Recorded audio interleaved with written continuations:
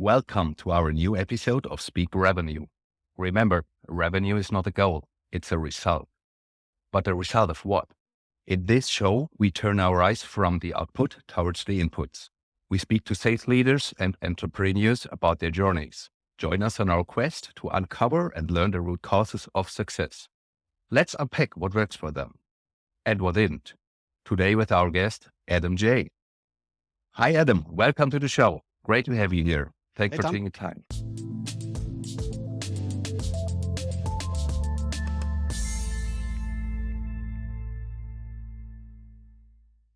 Hey, Thomas. Thanks for having me, man.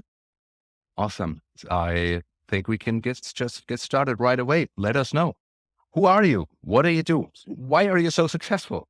Oh, I don't know about that last part, but who am I? I call myself a recovering CRO. I am a 7-time VP of sales, multiple-time CRO who has spent a lot of time in the startup space and realized that founders are given bad advice all day long. They don't know how to properly transition from founder-led sales. And the common answer that I got at almost every startup I worked at was just go hire more people. That'll fix the problem.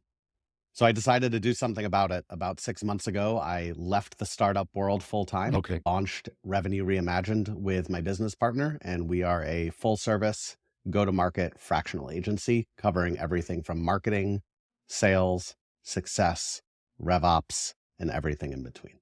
Awesome. Maybe you could elaborate a little bit on your previous positions, if you want to. Of course. I was the CRO for a Series A startup out of Seattle called Falcon, which was a revenue intelligence automation platform. Think competing with Clary, Outreach, Gong, SalesLoft of the like.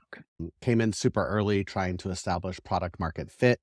Prior to that, I'd spent time in everything from hospitality tech. I worked for Toast, was part of a very successful IPO there, and then did a couple of sales tech startups in the demo space. I worked for a company called Reprise, and I have the startup bug, man. Yeah. The saying is true. The average sales leader at a startup, no matter how good or how bad you do, is 12 to 14 months. For every 12 to 14 months, starting something new and building it is hard. But when you love to build, that's what you do. So transitioning that passion for building, but not wanting to start over every time, I was like, fractional leadership's the way to go. I get to work with great founders, a ton of different businesses every day, and help them avoid the pitfalls that I've seen, unfortunately, ruin so many startups. Okay. It sounds impressive. So it looks like there's a lot of experience you can share with our audience. Really looking forward to dive deeper there. Maybe, first of all, could you give us a big picture? What are the goals for this year? What are your goals for next year? So our North Star goal is to help as many founders as we can. Okay. Increase their runways and decrease their dilution. That's a big goal, right? There's no tangible number, and any sales leader will tell you that that's not a goal, right? A goal is an actual number. Yeah. So for us, by the end of this year, we aim to have helped 25 founders. So that's 25 engagements starting from April through the end of the year. That puts us slightly over capacity, but we have a great network of folks that we work with. Next year, the goal is to really scale out the agency. So we want to do, anywhere between 20 to 50 startups and founders per 6-month period. Some of this, Thomas, is project work. We do have folks who will reach out to us and ask just to help with an ICP, but the majority of it is true fractional engagements, building out their entire go-to-market function. And like I said, helping to increase that runway and decrease that dilution. Okay. So usually we talk about sales process. Could you step us through your sales process, or maybe some common example you see from lead generation over closing to upsell, and maybe some pitfalls to talk about? Sales process it's a vague term, right? Like we try to call it specific, but everyone's like, oh, we have the sales process, and my process is MedPick, or my process is Challenger. That's not a process. That's a methodology, is the first thing. I was talking to a founder yesterday, and he said, we'll only hire you if we could use MedPick as our sales process. It's not a process. It's a methodology. And PS, it's a methodology from the 90s, but that's a whole separate conversation. That's right. What I see as the biggest pitfall when we're working with founders who are really do understand that you need a repeatable and scalable process is, number one, lack of documentation. They don't get all of this knowledge out of their head from when they were selling to bringing on sales reps and really documenting what takes place at each stage of the process and why. And then the second biggest thing I see, Thomas, is a lack of clearly defined entrance and exit criteria. And it sounds like I'm being difficult or I'm being a process freak or whatever. But if you think about this, one of the things that's really important is being able to understand and articulate your pipeline and where deals are. And if you don't have entry and exit criteria, what I think is a deal that's in, we'll call it negotiation, might very well be in discovery because we haven't met the criteria for it to be in that stage. Okay. So you have to work with your reps to understand that. And then lastly, the way that I try to align that with sellers that I'm working with, if you're my customer and I ask you where you are in your buyer's journey, that answer better damn sure map to where I have you in Salesforce or HubSpot. Otherwise, we have a huge misalignment. Do you also focus on a whole buyer journey, like customer success as well, customer retention? We do. So as a full cycle go-to-market agency, we do everything from lead generation all the way through NRR. So starting with demand, working through to getting the qualified leads in the door, getting them converted to sales. What does that handoff look like to onboarding? And then ultimately, how do we expand them and renew them? Maybe we could talk a little bit about go-to-market approaches. These days, I often see people mentioning traditional go-to-market approaches or methods don't work anymore, like cold calling compared to a few years ago or cold emails. Is there any trend you see? Any reason for that you could mention? Do you agree with it? So cold calling is not dead and cold email is not dead. But the way that it's been done and the way that it's being done by most companies is still dead. It's funny. I actually got a cold email right before we started recording. Good. It was so good that I responded back to the seller, complimenting him like, this is an email that actually resonates. Nice. And I'll get back to that in a second. But what you typically get is this email that says, hey, Adam, I see you're the CEO at Revenue Reimagined, and you must be trying to build out and blah, blah, blah, blah, blah, blah, blah, blah, blah. It's the same as saying, hey, Thomas, I see you breathe oxygen. Let's talk. Yeah.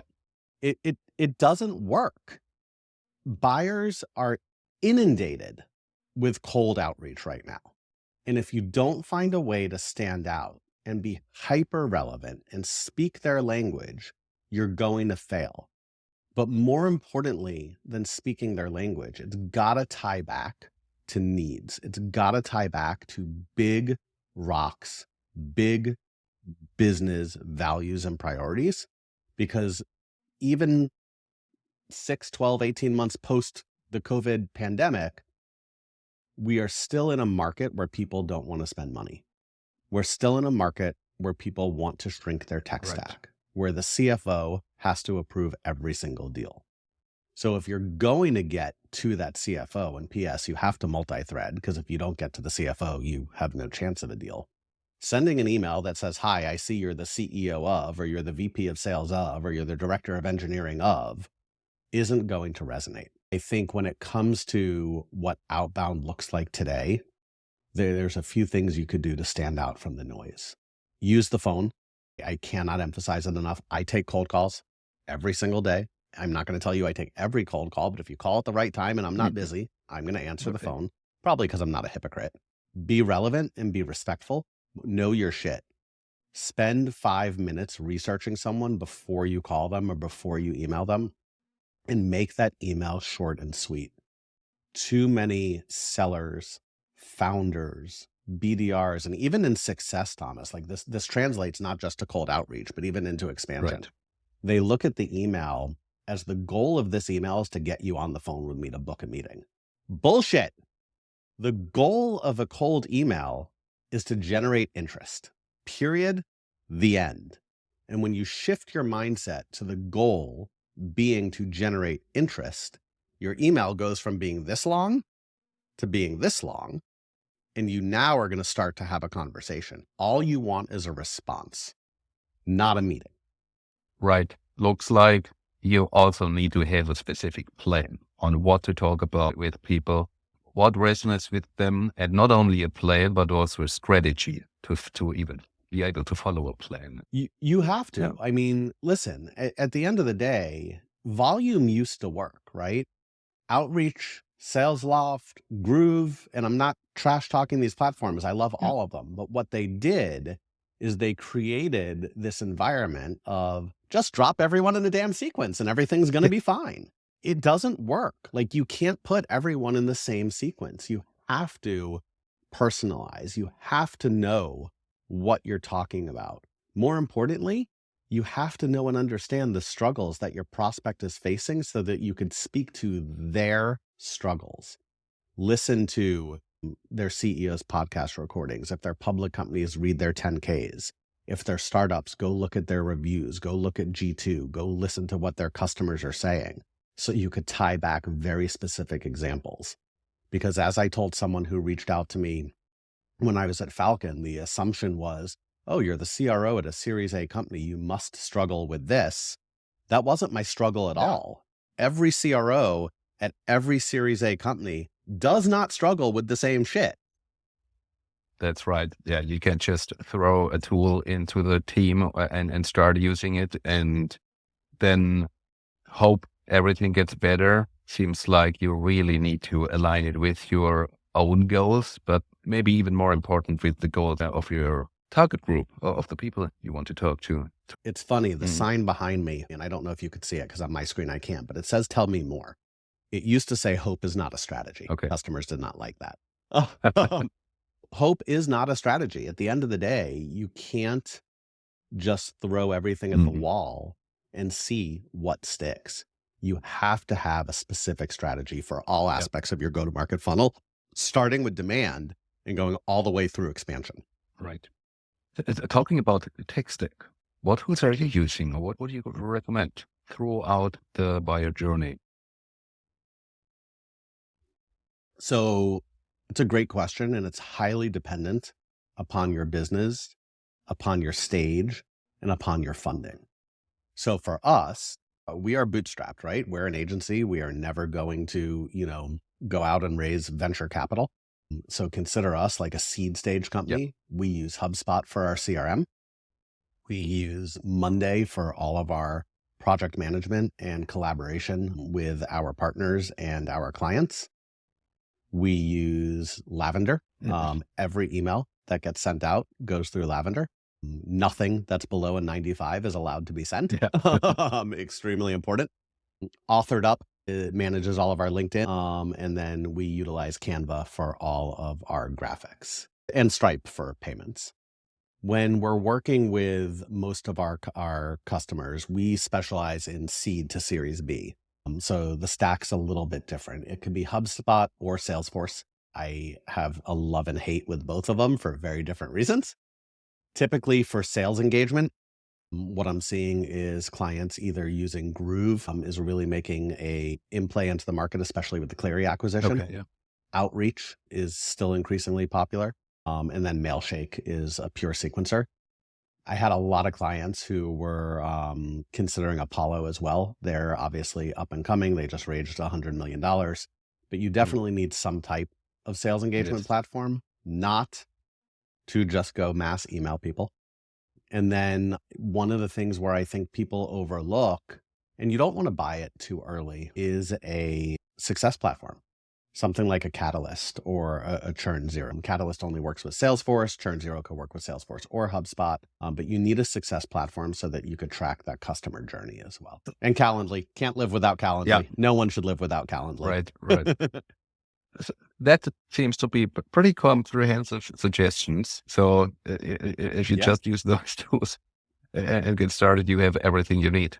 Yeah, you have everything you need. The tools grow as you grow, right? Like, for example, maybe at seed and A, you're using HubSpot, but as you grow into B and you become more complex and have more complex billing motions and you need more complex contracting, pricing, and quoting, you need to migrate over to Salesforce. We're working with a client now that is a $50 million printing company. So non-tech, think like the Okay. labels that go around these All Tic right. Tacs, they print them. They couldn't do their business on HubSpot. Salesforce is the entire ERP. So it varies from business to business. I look at tech stack recommendations, Thomas, just like I do a sales process. We're never going to come in and say, great, you're Series B, use Yeah. this. You still need to do discovery and understand what the needs of the business are. Yeah. Yeah. Sure. Very individual as well. Maybe as you've got so much experience, this is very interesting. What have you tried that comes in mind first that did not work? Related to what? Related to sales, marketing, success? I mean, that's a big question. I failed a lot in my life. You can pick something. Could be sales, could be marketing, could be business in general. So let's go marketing. Okay. One of the things that we tried at a previous company, we were very focused on building community. I think community is important and it's a strategy that most companies need to employ right now. And a lot of them are doing it wrong, just like I did it wrong. We had thought that the way to go out and build community was to stand up a Slack group, to go hire, 5, 10, 15 evangelists on LinkedIn, Okay. get them to start posting, for us, obviously at a compensated rate, and that the leads would come.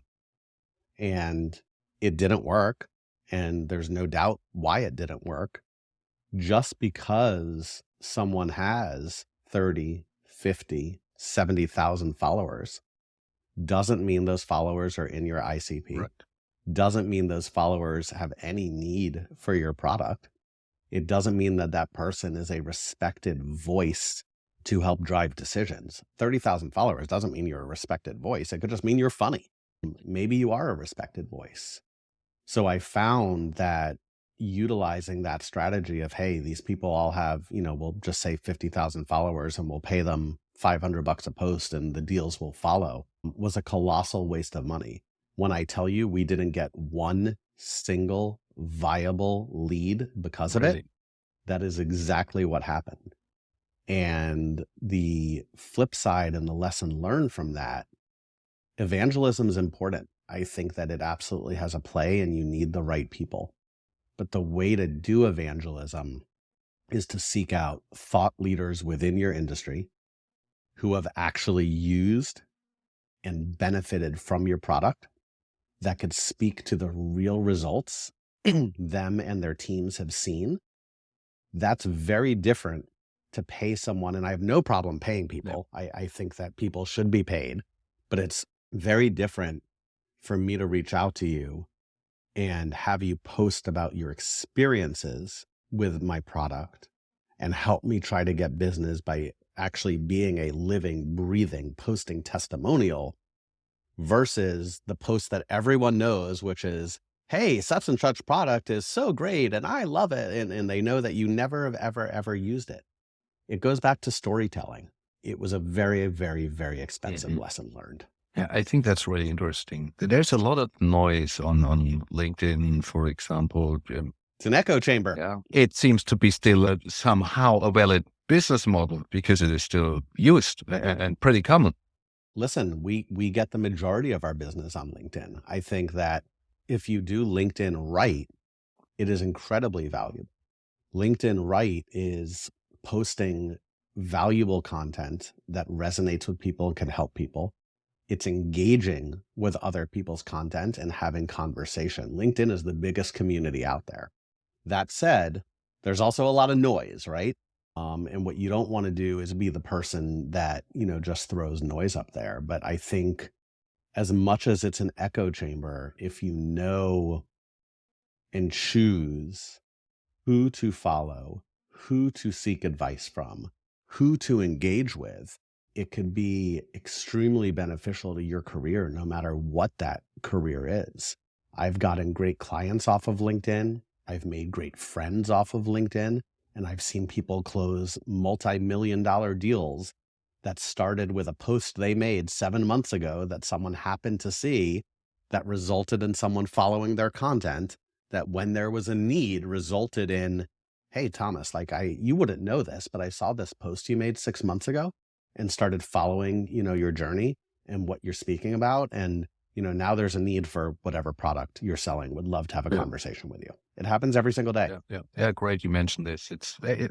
In most cases, it's rather easy to separate professional from unprofessional postings or activities. You mean LinkedIn's not Facebook?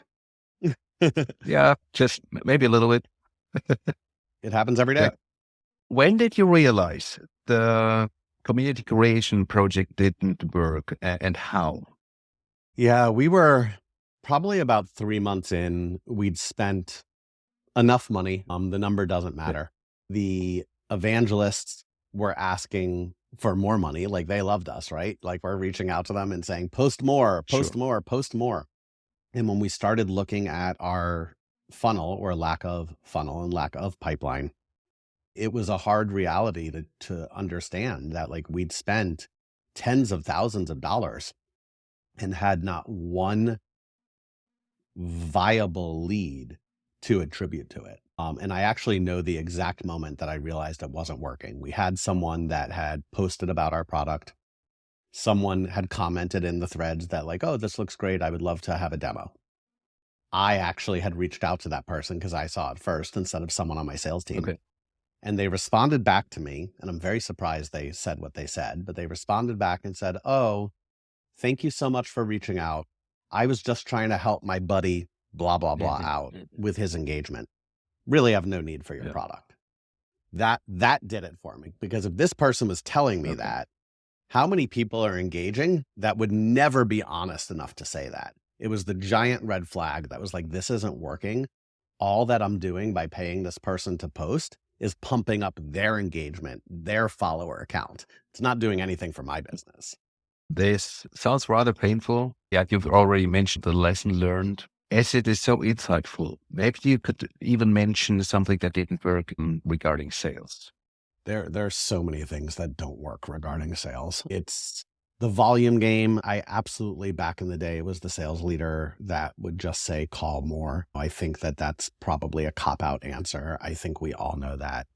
To me, if I'm going to look at what doesn't work in sales recently for my team, we had tried to get back to in-person events too quickly post-COVID. Okay. We had heard on LinkedIn, go figure, that people want to be in person. They want to have real conversations.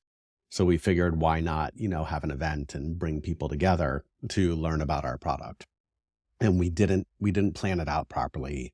We didn't understand, in the remote environment that we're in, events are hard, right? They used to be easier. You could do these events. People would get on airplanes, and there's still some that are wildly successful. SaaStr was great. Dreamforce was great. But as an individual company for one particular product, people aren't going to come on a plane to come to your dinner. Like, it's just not going to happen. Yes. And we had a marketing leader that was pretty insistent that it would work.